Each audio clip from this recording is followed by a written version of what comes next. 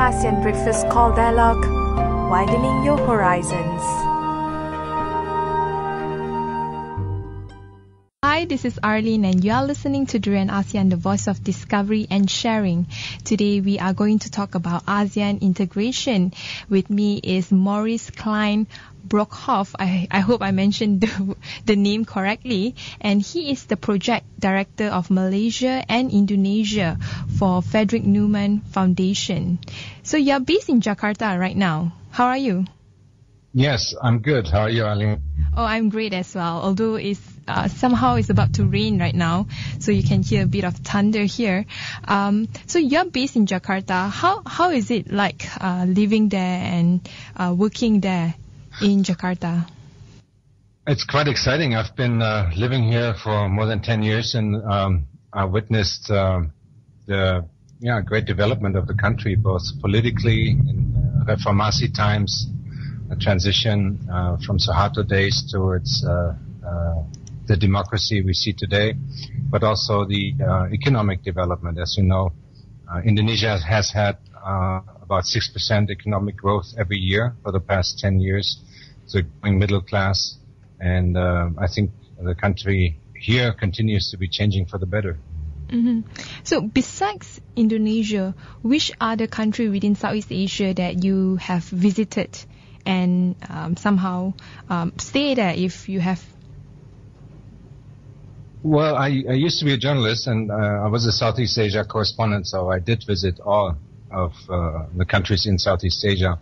With the Naumann Foundation, I was in charge of our activities in Myanmar, in Cambodia as well, and I was based in Thailand for a couple of years, but that was 2 years ago, and I've just returned to Indonesia last year. In Friedrich Naumann Foundation, what is the main focus with that organization and your role there? Well, we work on three main issues. One is democracy, the other one is human rights, and the third one is market economy. We have partners in civil society, which are NGOs, local NGOs, which are like-minded, which we work together with. But we also have government partners. Sometimes it's ministries, sometimes we work with parliaments or with an election commission. But all of our work is directed towards fostering democracy, human rights, and a market economy. Mm-hmm. And with Friedrich Naumann Foundation based in Jakarta as well as in Malaysia, the focus with the organization, is it more towards ASEAN or the country's issues within that country specific?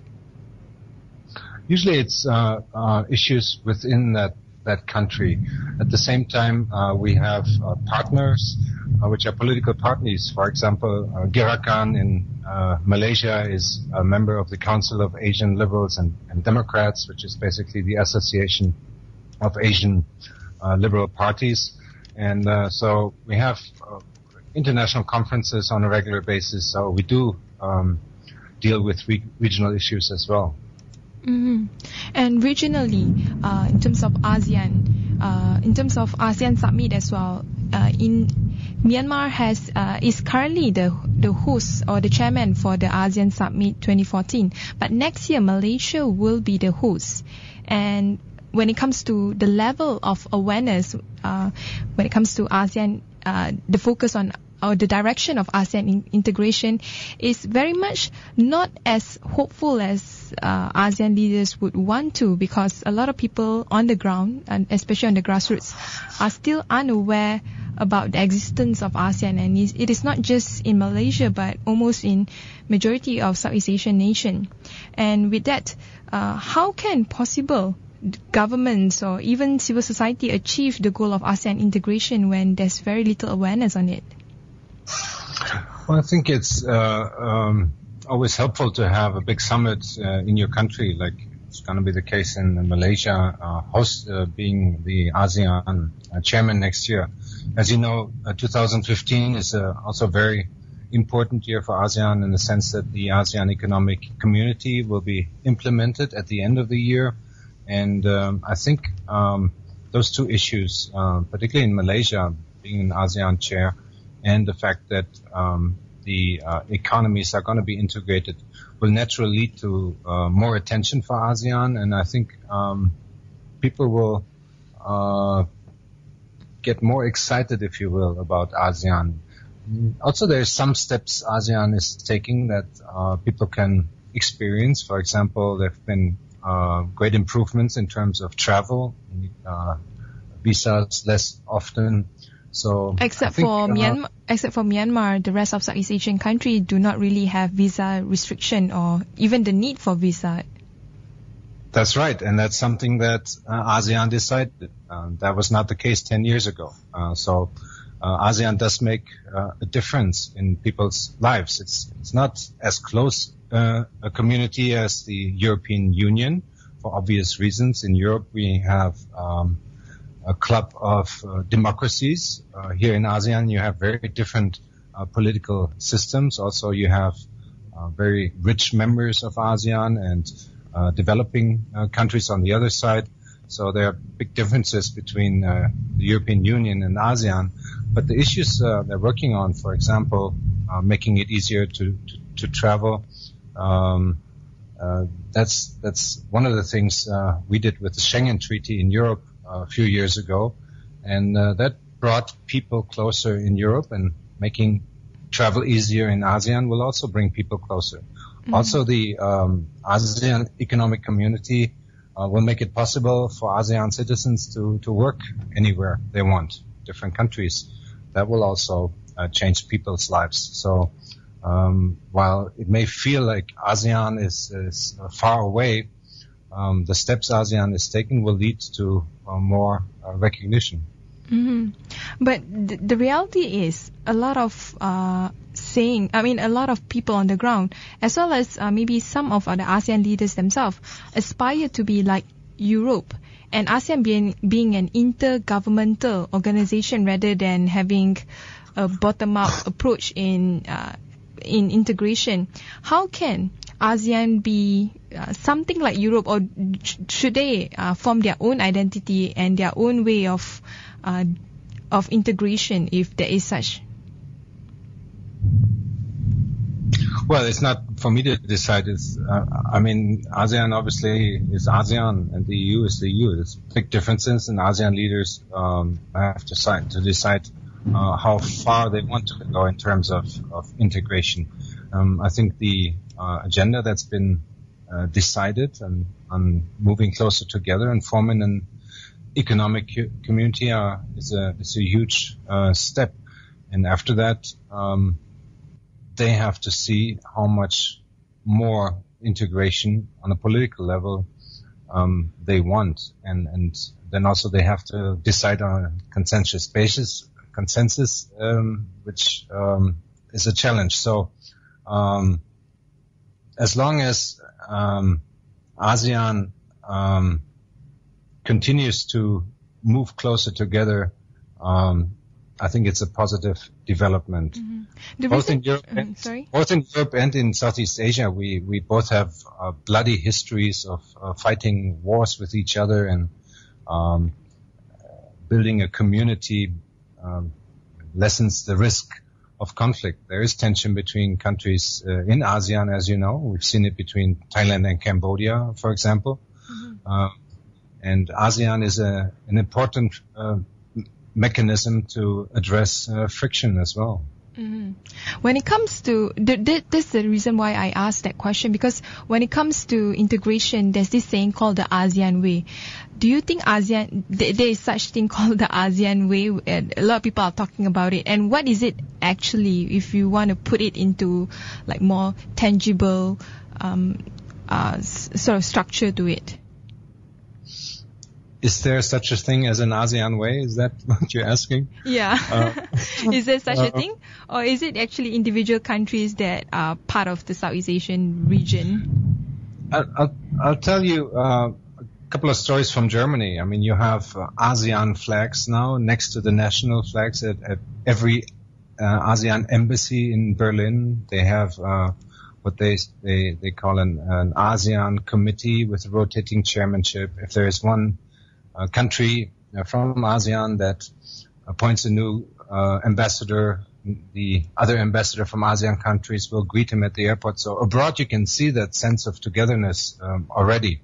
Here in ASEAN, it's sort of abstract with the summits, which are usually closed doors affairs. But again, the decisions that have been taken and that have been implemented or are about to be implemented are quite revolutionary in terms of free trade, basically. And we mentioned the visa-free travel.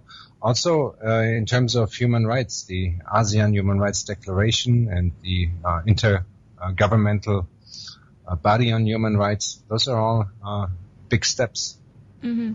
But among the civil society in Southeast Asia, I'm glad that you mentioned about the ASEAN Human Rights Charter, because a lot of civil society, whether it's from Indonesia, Malaysia, or the rest of Southeast Asia, they have big problem regarding on the Human Rights Charter. Number one is it's not comprehensive enough, and it doesn't have other mechanism to support it, such as a commission and all that. And besides, to date, the cases that the Human Rights Charter or even the Human Rights Commission group itself that deals with the issues within Southeast Asia is zero. So to say that we have a charter but there's no implementation or there's zero cases that it deals with shows that there's a lacking in terms of political will among politicians in Southeast Asia to really uphold human rights as much as EU does. Well, first of all, I think it's the job of civil society organization to point out weaknesses and to push for more change. On the other hand, the mere fact that all ASEAN leaders have subscribed to human rights in a charter is remarkable. Look around the world. Who else has done that as a bloc of countries? And there's a long way to go. You mentioned all the things that are not in place yet, and also the charter itself, of course, has weaknesses, questioning the universality of human rights, which is unacceptable, I think. But the glass is half full in the sense that leaders are taking up the issue of human rights. And by the way, also in the preamble of the ASEAN Charter, subscribing to democracy or the quote-unquote principles of democracy. And that's quite remarkable in a part of the world where, as you know, many of the ASEAN members are not democracies. And if I look at the past 10 years here in ASEAN, human rights abuses are on the decline. We have much more freedom and much more peace in Myanmar today than we had 10 years ago. But there are new issues popping up. For example, the issue of Rohingya Muslim in Myanmar, and also the increase of race and religious politics in Malaysia. Yeah, I'm not saying that there are not challenges, and I see those challenges. Two issues you mentioned obviously are very worrying. There's also issues here in Indonesia. But comparing today's situation to the situation 10 years ago, I see great improvements. And having a human rights charter is an improvement, not having one, and leaders not addressing these issues. One could say that ASEAN is not moving fast enough, that the process is not perfect, that actually saying nothing has happened would be too harsh. So I see progress in many countries. Mm-hmm. The charter aside, even the ASEAN charter itself, not human rights charter, but the charter itself, also one of its provision is of non-interference. That means countries cannot interfere on each other's politics or issues. Do you think that is actually the Achilles heel of ASEAN rather than something that would push ASEAN to have much better governance within its own nation? Well, the ASEAN countries are sovereign nations, so it is difficult or not impossible to interfere. However, there is a threshold of what's acceptable. And I think when it comes to human rights, for example, they are universal. So I do recall the years when in Myanmar, Aung San Suu Kyi was under house arrest. All other ASEAN foreign ministers or governments complained about it. So they did interfere in a sense. In other policy issues, of course, you cannot interfere. Fiscal policy, taxation, other things that we're struggling to become a community in Europe. ASEAN does not have the wish or the ambition to become one. And again, the political systems and the economic systems here in Southeast Asia are just too different to be reconciled. It's just too many differences. What would it be in Europe when it comes to the principle of European Union? Would it be much more intervention if there's any issues that arises, especially human rights issues? Yeah, in Europe, I mean, we've seen worrying developments in Hungary, for example, where the constitution was changed and other European member states do feel like freedom of expression is under threat within the EU, in Hungary particularly. So then there is much debate within the European Parliament. There's much criticism from other European countries, but it also becomes clear that the elected government of Hungary continues to do what they feel is right. So the EU, even though it's a much closer body than ASEAN, has its limits as well. Mm. Okay, let's now focus on trade.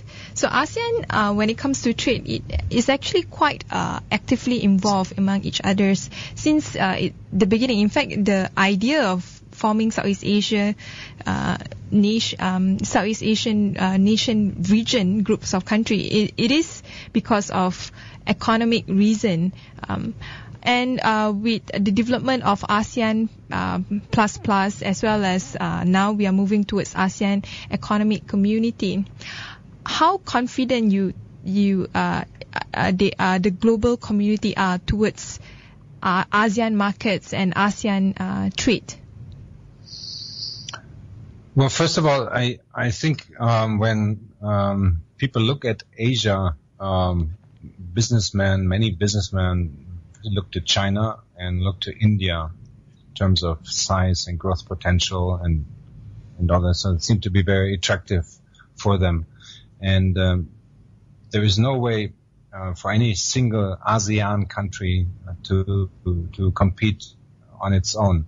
The creation of an ASEAN economic community will be an opportunity to present itself, ASEAN, as a bloc to foreign investors, to companies will be able to produce in one ASEAN country and then send the products to all over ASEAN, and it will make ASEAN much more attractive.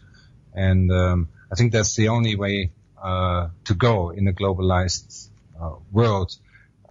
It's the only way forward for ASEAN. And I don't know if you recall, initially the plan was to wait until 2020 with forming the ASEAN economic community, and moving it up 5 years is, I think, the right thing to do. So what is the ASEAN's focus on free trade besides in terms of movement of people, for example, visa-free ASEAN, and also, the much more easier in terms of mobility for ASEAN people to move from one country to another country within Southeast Asia? Well, not only within Southeast Asia will you be able to trade, I think, almost all goods duty-free, but also those countries who do produce in, let's say you assemble cars in Thailand, you can just ship them to, the Philippines and sell them then. That makes ASEAN much more attractive. I am worried about implementation. There's, let's talk about Malaysia here, which has a tendency to protect a more protectionist policy towards its own domestic markets. Is that what you mean? Yeah, not only that, but I mean, it protects its automakers. Mm-hmm. So theoretically, that has to stop at the end of 2015. But is there any discussion towards among Malaysian government or among ASEAN governments to lift up some protectionist measures, especially in the automobile industry? Well, the spirit of the ASEAN economic community is free trade. And countries generally have described to that. And I don't know how many exceptions will remain at the end of 2015. Mm-hmm. But I am worried about that. I am worried that different countries will seek exemptions to protect local industries, which is the wrong thing to do. Local industries that are protected and subsidized by the government never make products that are competitive domestically or internationally. So Proton just has to make cars that can compete with other car makers. Mm-hmm. That's the only way for the company to ever be profitable. Mm. And if Malaysia continues to protect its auto brands domestically and internationally, I see a bleak future for Proton, for example. But Malaysia and Malaysia and Indonesia, for example, Malaysia is one of the many Southeast Asian countries that is signing a few mega trade blocs agreement, and for Malaysia we are signing the RCEP as well as the TPPA. While for Indonesia, I think they are only signing for RCEP. Would this somehow reduce the protectionist measures, especially in industries that you would expect more competition among global competitors? Well, I think all these treaties are meant to make trade easier. So I don't know the details of the treaty, but I would think that the spirit of those treaties is to have less protectionism and more free trade, which we know globally is beneficial. Mm-hmm. So in your view, when it comes to ASEAN integration, would this mega bloc treaties, would it somehow help countries within Southeast Asia to be more liberal in terms of its economic policy, or would it divide nations, into individual focus on economy? Well, this confuses me a little bit. You would think that once you have an ASEAN economic community, there would be free trade agreements between, let's say, ASEAN and the European Union, which is something that negotiations have started.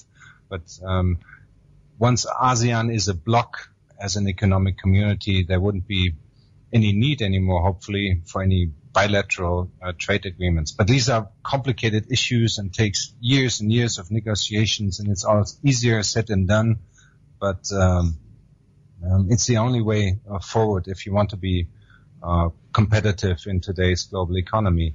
Mm. So Southeast Asian countries are working as a one unit when it comes to free trade with nations from other regional blocs, or are they, going by individual bilateral country with other countries? As of today, they are, but once ASEAN is an economic community, I would expect that ASEAN negotiates free trade agreements with others as a bloc, starting in 2016 then, yeah. Mm-hmm. So moving on from free trade, we talk about the issue of environment.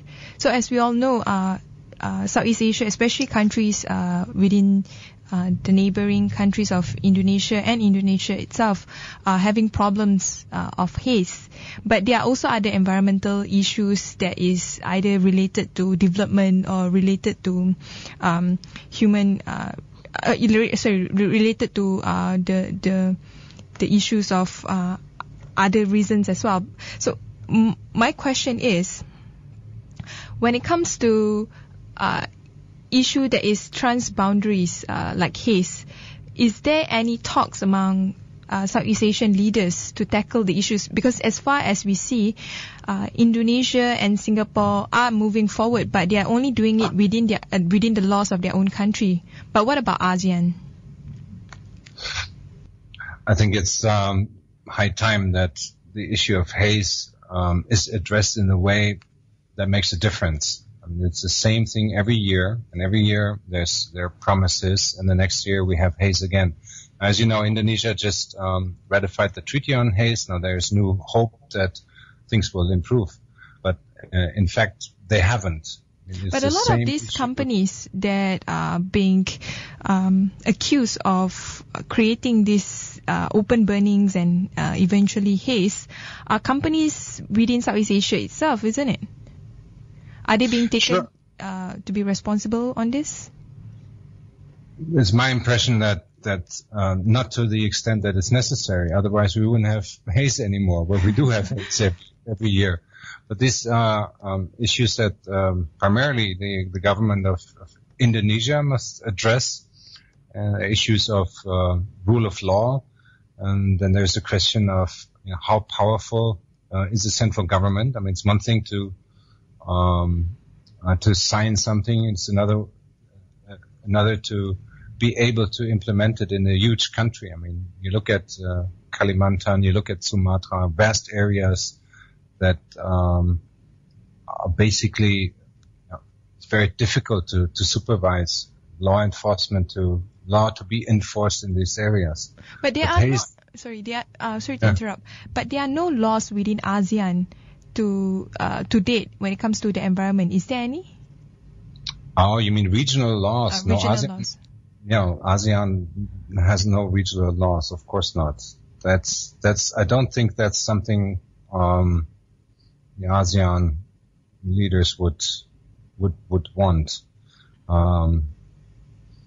To what extent that the ASEAN leaders would go to protect the environment, to ensure that they tackle the issue of haze or not, especially countries that they are under these clouds of haze, countries like Malaysia, Singapore and Indonesia, and these are developed countries if you want to compare to other developing countries within Southeast Asia. Well, the environmental issues, I think, are becoming more and more important, particularly for young people. And it's not just, there's a general development. I think there's more consciousness about climate change, and there's a realization here in Indonesia, for example, that deforestation cannot continue at the rate it is. The government has set all goals to reduce emissions, but we'll have to see if that can be achieved, because obviously there are strong forces. Palm oil industry is very powerful, both in Malaysia and in Indonesia. It's not easy to change things when there's an argument to be made that economic development is very important, given the per capita income in Indonesia, for example, which is still relatively low. But I'm not saying that environmental protection has to take a back seat, but it's also up to not only civil society, but up to voters and political parties. I don't see any party that really campaigns on environmental issues, and I don't see any voters demanding it. So a lot has to change in Southeast Asia for the environment to be more appreciated. Deforestation continues not only in Indonesia, but if you drive through Cambodia or through Laos, there's a lot of deforestation, which is on a massive scale. Mm-hmm. The focus of the government, individual governments right now, except for, of course, Singapore and Indonesia, has less effort being put into environmental issues. But you mentioned a lot on having a bottom-up approach to pressure the government. But what about the government themselves? Have they been any rounds of talks, any issues being raised during the ASEAN summit on environmental issue, especially regarding on haze? Well, haze has been on the agenda for years, but it's not enough to talk about it. Haze is being discussed every year, and there's promises are being made every year, and then there's hotspots, so-called, to the same extent that they were a year before. So I haven't seen any positive development. Haze remains to be a reoccurring serious issue, and that's a big challenge for Indonesia to not only promise something and then sign something, but to be able to make a difference on the ground. And again, that's much easier said than done, looking at the geography and the vast size of Sumatra and Borneo. Mm-hmm. And from haze, we talk about energy.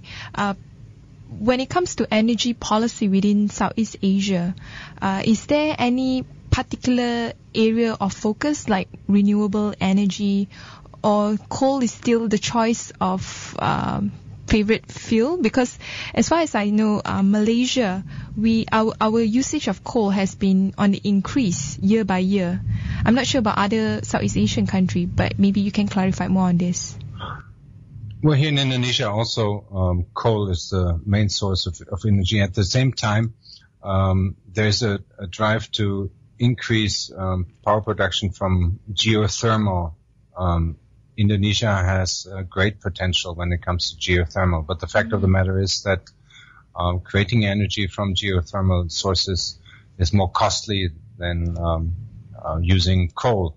But actually, there's a draft law before Parliament in Jakarta on geothermal. So this is one of the issues that Indonesian politicians have shown interest in, and I hope that someday there will be an energy mix that includes renewables to a much bigger extent than is the case today. So there's a lot of work that needs to be done and discussed. What about the issue on security? Of course, the biggest challenge within Southeast Asia would be managing South China Sea, as well as we know that South China Sea has a huge resources potential there, and we not just between ASEAN and China, but also among Southeast Asian countries, somehow the view or the position on South China Sea is divided, and that is more apparent if you look at the last summit, where the ASEAN leaders themselves couldn't get into consensus in terms of how they should tackle or they should deal with the South China Sea crisis or issues. That's very difficult, very sensitive, and very important issue you bring up.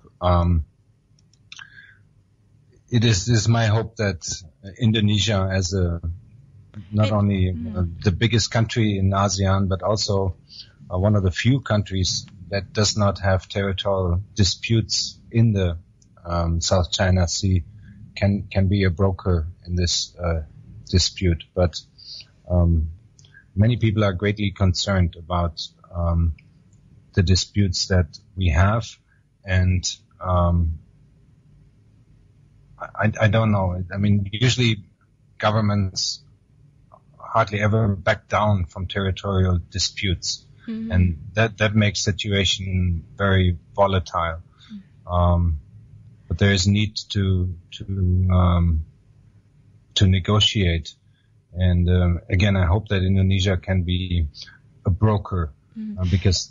Interesting that you mentioned that, because Joko Widodo, which is not yet the president, but next month he will be in office as the president, he did mention a couple of months ago that if the issue would escalate and nothing can be resolved, Indonesia under his rule would be more than happy to be the broker between ASEAN and China.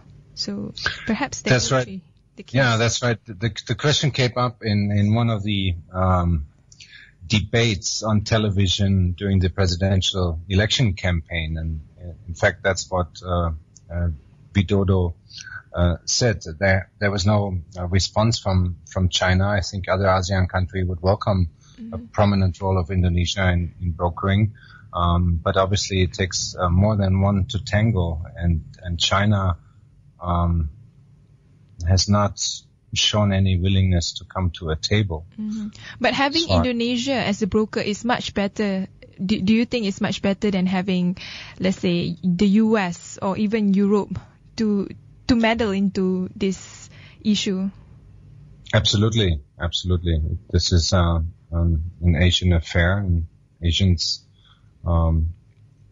should negotiate. Again, as I said, the governments usually don't back down on this. There's if you can't settle a dispute, you can postpone it. That's something that Australia and East Timor have done with their territorial disputes in the Timor Sea, where there's a lot of oil and gas. They have decided to agree to disagree and to postpone fighting about it, I think, for 99 years.